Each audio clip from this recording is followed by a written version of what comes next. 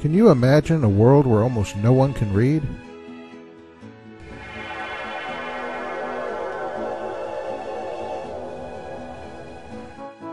You don't have to. For most of the world's history, the literacy rate has been less than 10%. In the world of the Bible, literacy was as low as 1% in the Old Testament period, and as high as 10% in the New Testament period. But we seldom think about exactly what that means, especially for how the Bible was constructed. If most people couldn't read in the biblical world, then obviously they must have had a different way of transmitting and receiving information. And of course, what means they used is pretty obvious: mouth to ear. Now, you might not think they do that much differently than we do, but you'd think wrong.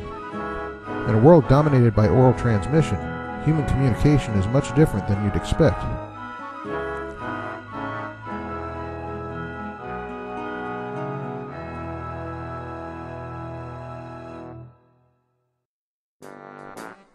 The assumption many fundy atheists and other critics make about oral communication is that it's no different from the kids' game of telephone.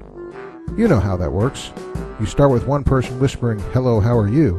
and by the time you get to the end of the line, the message has turned into, "I have bologna in my slacks." Critics say that oral communication is inevitably like this, so that the information we have in the Bible must have been seriously distorted by the time it got written down. Well, I won't mince words. There are many societies where distortion of orally transmitted information does happen. But there are other models of oral transmission which are much more reliable, including a model typical of the biblical social world in general, and which we find present in the ministry of Jesus in particular. Mr. Clean gets rid of dirt and grime and grease in just a minute. Mr. Clean will clean your whole house and everything that's in it. Floors, doors, walls, halls, right sidewalks, high and old outfalls. Things Joe's house helps he'll do. He'll even help clean laundry too. Mr. Clean gets rid of dirt and grime and grease in just a minute. Mr. Clean will clean your whole house and everything that's... How many people remember this commercial jingle?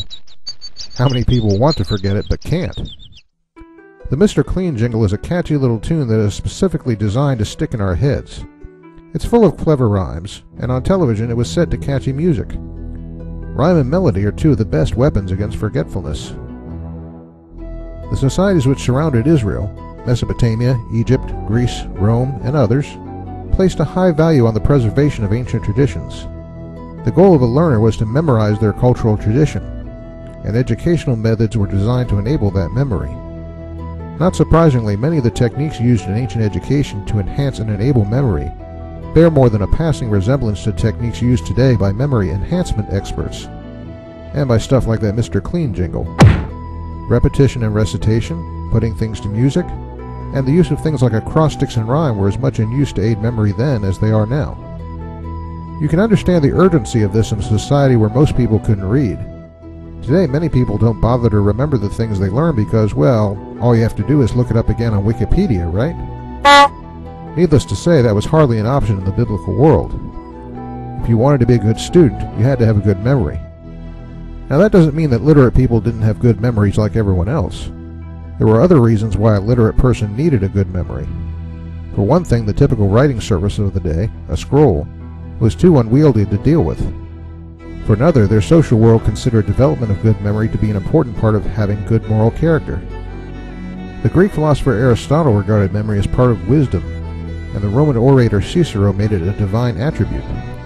The Roman author Plutarch called memory a treasury of learning, and said that children should be trained and exercised in it. The Jews of the biblical world were no different than their neighbors, nor was Jesus, who is portrayed in the Gospels as a healer and miracle worker, yes, but above all, as a teacher.